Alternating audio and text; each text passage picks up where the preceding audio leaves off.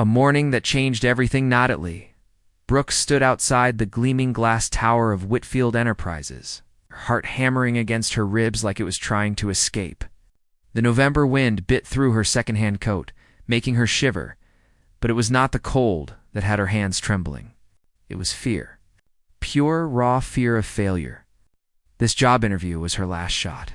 3 months of unemployment, a stack of unpaid bills, and an eviction notice that would arrive any day now. She had to get this job. She had to.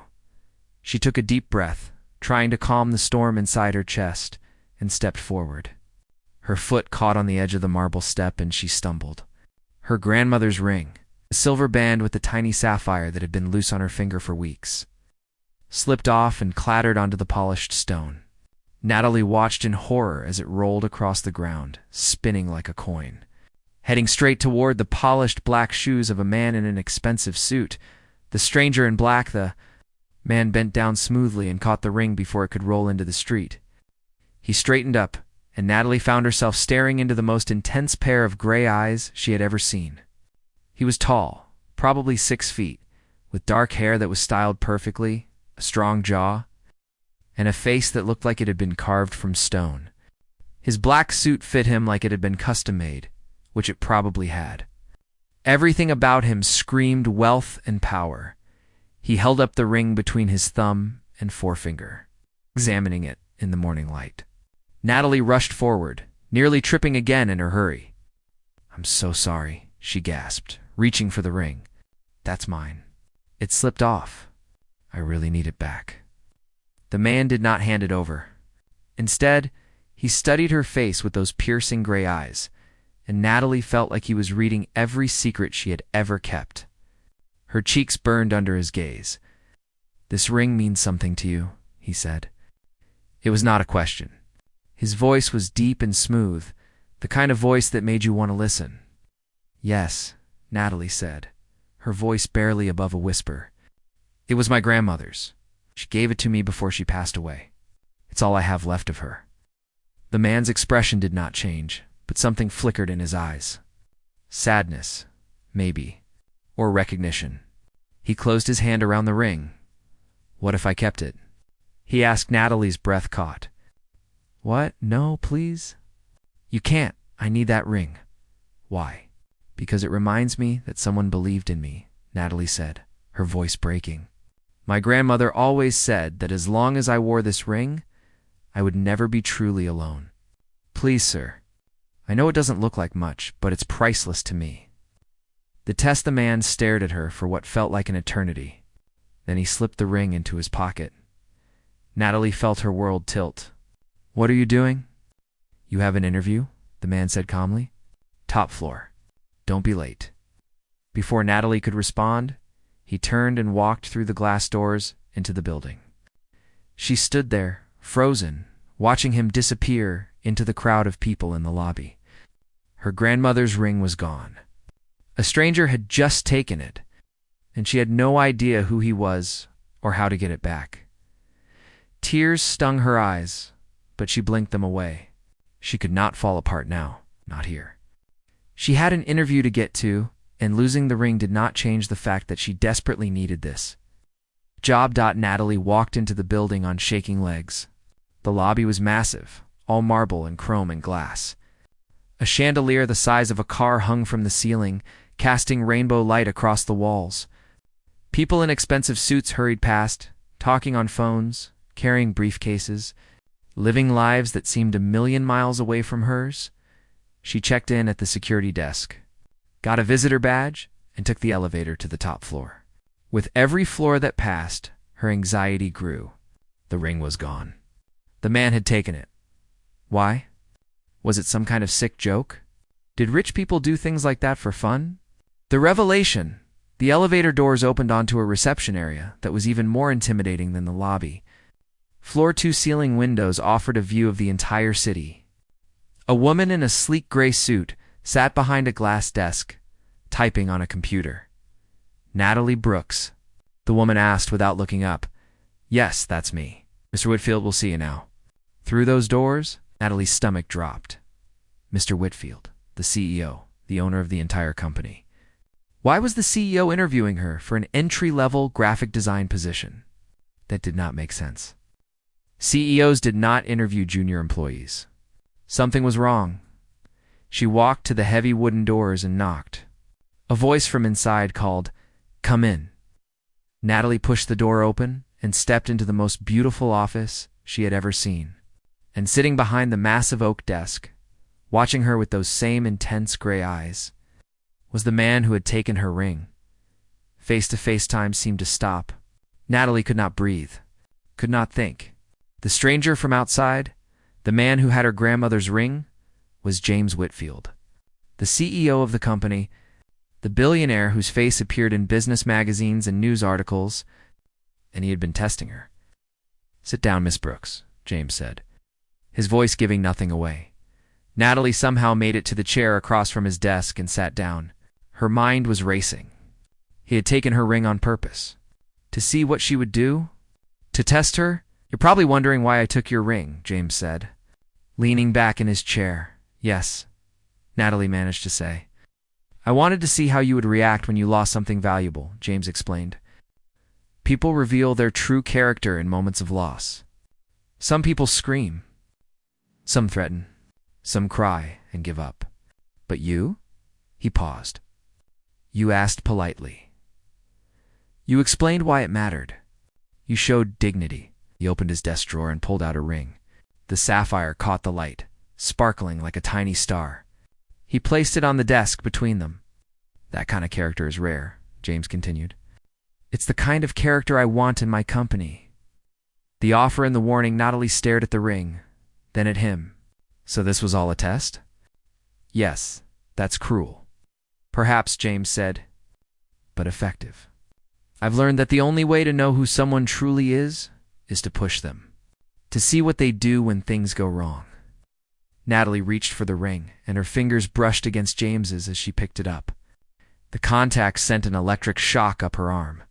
His eyes met hers, and for just a second, she saw something in them that was not cold or calculating. She saw pain. Deep, terrible pain hidden behind walls of ice. "You're hired," James said, pulling his hand back. "You'll start tomorrow. Human resources will handle the paperwork." Natalie slipped the ring back onto her finger where it belonged. "Thank you." "Don't thank me yet," James said, his voice dropping to something darker. "Working here is not easy. I demand perfection. I don't tolerate mistakes. And Miss Brooks?" He leaned forward, his eyes locked on hers. "If you lose something important again while you're here, I won't give it back. Remember that." It sounded like a warning, or maybe a threat. Natalie could not tell which. She stood up, her legs still shaking. "I understand, Mr. Whitfield." As she walked to the door, she felt his eyes on her back. When she reached for the handle, his voice stopped her. "Miss Brooks." She turned. "That ring," James said quietly. "Keep it close. People you love, things you cherish, they can disappear in an instant. Trust me on that." There was something in his voice that made Natalie's heart ache. A grief so profound that it seemed to fill the entire room. She wanted to ask what he meant, but the look on his face told her not to. "Not yet. I will," she promised. Natalie left the office, and the door clicked shut behind her. She stood in the hallway, pressing her hand against her chest where her heart was still racing. She had gotten the job. Against all odds, she had gotten the job. But as she looked down at her grandmother's ring now safely back on her finger, she could not shake the feeling that she had just stepped into. Something much bigger and more complicated than a simple job. James Whitfield was not just her new boss. He was a mystery wrapped in pain, hiding behind walls of money and power. And somehow, in the span of 20 minutes, he had seen something in her that made him want to let her in. Or maybe, Natalie thought as she walked to the elevator, he had seen something in her that reminded him of what he had lost. Either way, her life had just changed forever. The first day Natalie arrived at Whitfield Enterprises at 8 in the morning, wearing her best outfit, a navy blue dress that she had bought at a thrift store and altered herself. Her stomach was a knot of nerves as she stepped into the elevator. Human Resources had called her the evening before with instructions to report to the 20th floor, where the design department was located. She would be working directly on projects that Mr. Whitfield himself oversaw. The thought made her hands sweat. The design department was an open space with glass walls, modern desks, and enough Apple computers to stock a small store. A woman with short black hair and a warm smile approached her. "You must be Natalie." "I'm Rachel Kim, senior designer." "Welcome to the team." "Thank you," Natalie said, shaking her hand. "I'm excited to be here." Rachel showed her to a desk by the window. "You're lucky. This is the best spot in the office. Great natural light." She lowered her voice. "I heard Mr. Whitfield interviewed you himself." "That never happens. People are curious about you." Natalie felt her cheeks heat up. "He just wanted to make sure I was a good fit." "Well, whatever you did, it worked," Rachel said. "Just be prepared. He's demanding. Brilliant, but demanding. He'll push you harder than anyone you've ever worked for." Working under pressure, Rachel was right. Over the next week, Natalie worked harder than she ever had in her life. James sent projects directly to her email, often late at night, with notes that were precise and exacting. He wanted perfection, and he did not accept anything less. But strangely, Natalie found herself rising to the challenge. Every critique he sent made her better. Every revision taught her something new. She rarely saw him in person. He was always in meetings, always traveling, always somewhere else. But she felt his presence constantly, like a shadow hovering over her work. And at night, when she was alone in her tiny apartment, she thought about the pain she had seen in his eyes during their interview. Who had he lost? What had happened to make him build such high walls around himself? On Friday of her second week, Natalie was called to James's office. Her heart jumped into her throat as she rode the elevator to the top floor. Had she made a mistake? Was he going to fire her? She knocked on his door, and his voice called, "Enter." James sat behind his desk, reviewing a presentation on his computer. He did not look up when she came in. "The Morrison campaign," he said. "Your designs were exceptional. The client signed this morning." Natalie blinked. "That's wonderful news. You have talent, Miss Brooks," James said, finally looking at her. "Raw talent that needs refinement, but talent nonetheless." He stood up and walked to the window, his hands in his pockets. "I'm assigning you to a new project. It's personal." "For my son?" "Your son." Natalie had not known he had a child. "Oliver. He's 7. His birthday is next month, and I'm hosting a charity event in his honor. I need invitations, decorations, a complete design package, something that will make him happy." There was something vulnerable in the way James said those last words. Something that made Natalie want to reach out and touch his arm, though she did not dare. "I'd be honored," Natalie said. "Can you tell me about Oliver? What is he like?" James turned to face her, and for the first time since she had met him, she saw a real smile cross his face. It was small, barely there, but it transformed him. He loves space. Rockets, planets, astronauts. He wants to be the first person to walk on Mars. "Sounds amazing," Natalie said softly. "He is." James's smile faded. "He's the only good thing I have left in this world." The discovery Natalie threw herself into the project. She spent hours researching, sketching, creating designs that would capture the wonder of space through a child's eyes. She wanted to make this perfect, not just for the job, but for James. For the man behind the cold exterior, who clearly loved his son more than anything. One evening, she was working late in James's office. He had given her access so she could use his printer for samples. She was alone, or so she thought, printing invitation mock-ups when she accidentally knocked a stack of papers off his desk. They scattered across the floor, and as Natalie bent to pick them up, a photograph slipped out from between the documents. She froze. The photo showed James, but not the James she knew. This James was smiling, genuinely smiling, his arm around a beautiful woman with long auburn hair and kind eyes. In front of them stood a little boy, maybe 5 years old, with his father's gray eyes and his mother's smile.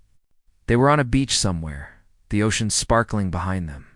They looked happy, complete. "What are you doing?" Natalie jumped, nearly dropping the photo. James stood in the doorway, his face pale, his eyes fixed on the picture in her hand. "I'm sorry," Natalie stammered. "I knocked over some papers. and this fell out. I wasn't snooping, I promise. James crossed the room in 3 long strides and took the photo from her. His hands trembled as he looked at it. Her name was Rebecca, he said quietly. My wife, this was taken 3 years ago. 6 months before the accident. Natalie's heart broke at the raw pain in his voice. Mr. Whitfield, you don't have to. She was driving Oliver home from soccer practice, James continued, as if he had not heard her. A drunk driver ran a red light. Hit them head on. He touched the woman's face in the photo with his finger, so gently it made Natalie want to cry. Rebecca died instantly. Oliver survived, but he doesn't remember her. Not really. He was too young. I'm so sorry, Natalie whispered. The breaking point, James set the photo down on his desk and turned away from her, his shoulders rigid. I should have been there. I should have picked him up myself. But I had a meeting that could have been rescheduled, a meeting that meant nothing. His voice cracked. I chose work over my family, and my wife died because of it. That's not true, Natalie said, moving closer to him. You didn't cause the accident. A drunk driver did. You can't blame yourself for something you had no control over, can I? James spun around, and she saw tears in his eyes. I had control over my choices. I chose wrong. And now, Oliver will grow up without a mother because of me. Natalie did something she knew she should not do. She closed the distance between them and put her hand on his arm. You're a good father. I can see it in the way you talk about him, in the way you want to make his birthday special. Rebecca would be proud of you. James looked down at her hand on his arm, then up at her face. The air between them seemed to crackle with electricity. You don't know anything about me, Miss Brooks? I know you're in pain, Natalie said softly. I know you're carrying guilt that isn't yours to carry. And I know that you're so afraid of losing someone again that you've built walls so high that nobody can reach you. Maybe those walls are there for a reason, James said. But he did not pull away from her touch. Maybe, Natalie agreed. But walls don't just keep people out. They keep you trapped inside. They stood there, inches apart, both of them breathing hard. James raised his hands slowly, as if giving her time to step back, and touched her cheek. His fingers were warm against her skin. You're dangerous, he whispered. Why? Because you make me want things I can't have. You make me feel things I promised myself I'd never feel again. Natalie's heart was pounding so hard she was sure he could hear it. What do you feel? Alive, James said, his voice rough. For the first time in 3 years, I feel alive, and it terrifies me. He leaned closer, and Natalie could feel his breath on her lips. Another inch, and they would be kissing. Another inch, and everything would change. The office door burst open. Diana's warning, James jerked back as if he had been burned. Diana Preston, his business partner, stood in the doorway. She was in her early 40s, elegant in a designer suit, with perfectly styled blonde hair and eyes that were currently shooting daggers at Natalie. James. We need to discuss the Anderson merger, Diana said, her voice clipped. Then she looked at Natalie. I didn't realize you had company. Miss Brooks was showing me designs for Oliver's party, James said smoothly, his mask sliding back into place. All traces of emotion vanished from his face. She was just leaving. Natalie gathered her papers with shaking hands. I'll email you the final mock-ups tomorrow, Mr. Whitfield. She hurried past Diana, whose cold gaze followed her all the way to the elevator. Once the doors closed, Natalie leaned against the wall and let out a breath she did not know she had been holding. What had almost happened in that office? And why did she want it so badly, even though she knew it was wrong? The next morning, Diana cornered Natalie in the break room. We need to talk, Diana said, closing the door behind her. Natalie set down her coffee. About what? About James? Diana crossed her arms. I've known him for 15 years. I was Rebecca's college roommate. I introduced them, and I've watched him suffer for the past 3 years, unable to move on, unable to forgive himself. I know about the accident, Natalie said quietly. Do you? Diana's eyes were hard.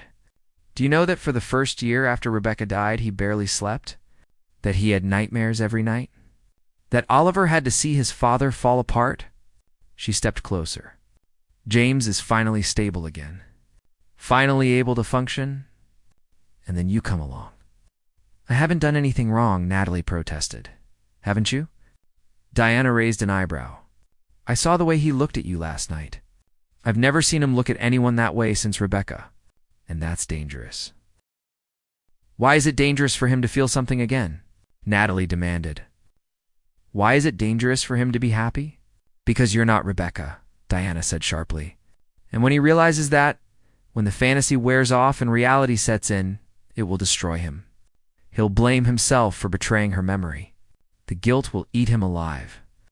Natalie felt tears sting her eyes. You don't know that. I know, James, Diana said, her voice softening slightly. And I know that he's not ready for this. Maybe he never will be.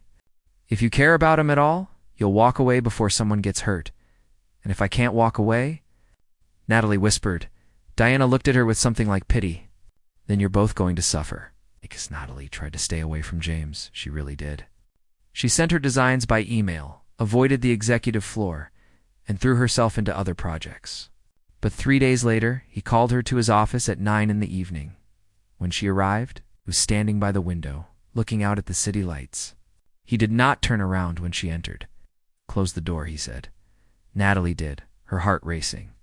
You wanted to see me? I can't stop thinking about you, James said bluntly, still facing the window. I try to focus on work, on Oliver, on anything else, but all I see is your face. All I hear is your voice telling me that I'm trapped behind my own walls. Mr. Whitfield, James, he interrupted, finally turning to face her. When we're alone, call me James. James, Natalie said, testing his name on her lips. Diana talked to me. She said, I'm dangerous for you, that I'll hurt you. Diana doesn't get to decide that, James said, walking toward her. Neither does anyone else. Only I decide who's in my life. But what if she's right? Natalie asked desperately. What if I can't be what you need? What if I let you down? Then you let me down, James said, stopping in front of her. But at least I'll have tried. At least I'll have felt something real again, even if it's just for a moment. He cupped her face in his hands, and Natalie's breath caught. His eyes searched hers, asking a question without words. She answered by rising on her toes and kissing him. The kiss was everything she had, imagined and more. It was desperate and tender and full of all the longing they had both been holding back. James pulled her closer, his arms wrapping around her waist.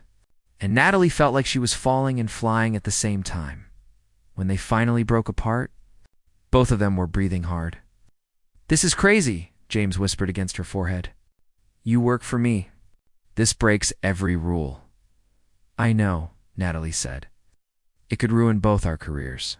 I know. I could hurt you. I'm broken, Natalie. I'm not sure I can be fixed. Natalie pulled back just enough to look into his eyes. I'm not asking you to be fixed. I'm asking you to be honest. To try, James kissed her again, softer this time.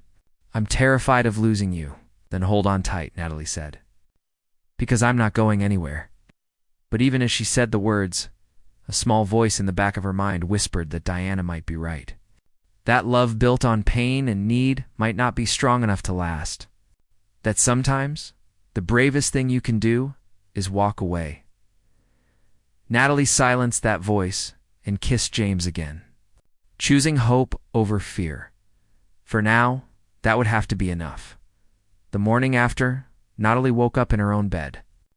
But she felt different. Changed. Last night had been real. James had kissed her, held her, told her things he had never told anyone else. She touched her lips, remembering the warmth of his mouth on hers, and smiled. Then reality crashed down. What had they done? He was her boss. She was his employee. This was exactly the kind of scandal that could ruin careers and destroy lives. And worse, what if Diana was right? What if James was not ready? What if being with her only reminded him of what he had lost? Natalie got dressed and went to work, her stomach in knots. She half expected to find a termination notice on her desk. Instead, she found a single white rose in a glass vase with a note in elegant handwriting. Dinner tonight? My place. We need to talk. James. Her heart jumped. Was this good or bad? She could not tell. The day dragged by in a blur. Natalie could not focus on work.